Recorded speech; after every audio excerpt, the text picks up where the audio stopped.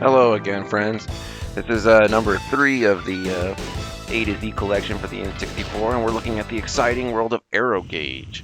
In the vein of Wipeout, F-Zero, and some other racers, is essentially a kart racer of the future.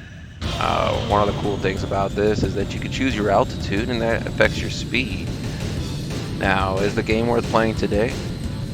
I paid $20 for it, and I don't feel any buyer's remorse, but if it was any more than that, I'd probably turn it down.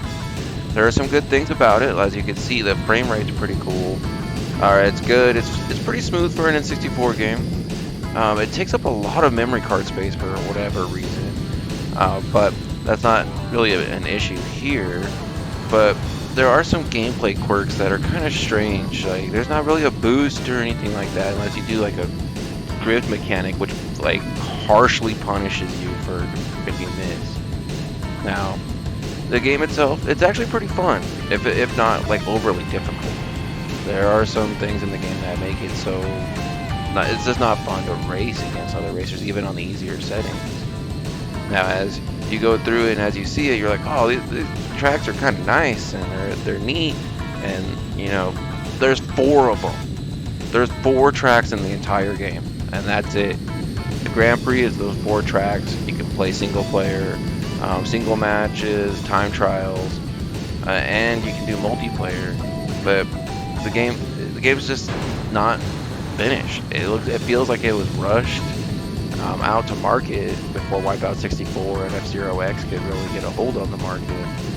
And ASC2 did a good job in terms of presentation because the music is pretty fun. Here, take a listen.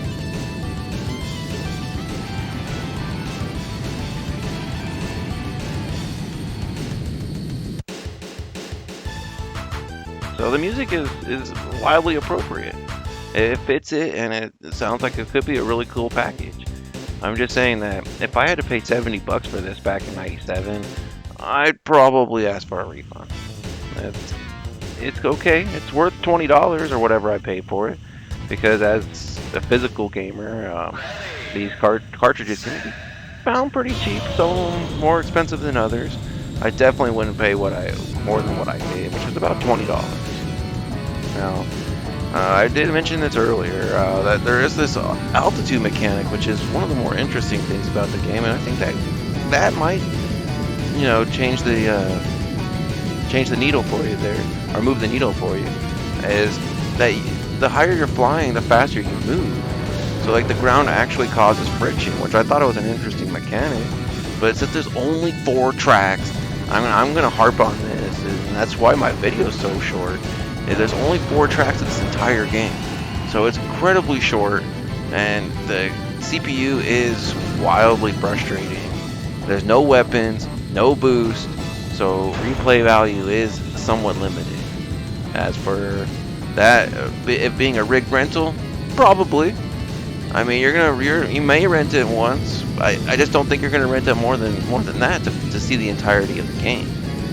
I mean, considering this review shows you about 85% of the game, that's not much else I can really say about it. So is it worth it?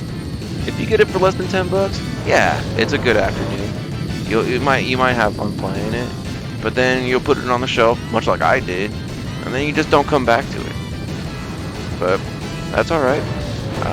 We'll get that going, and I do apologize for the frequency of these, but we'll get that going with some more physical cards on their way. If you like what I'm doing here, please like and subscribe.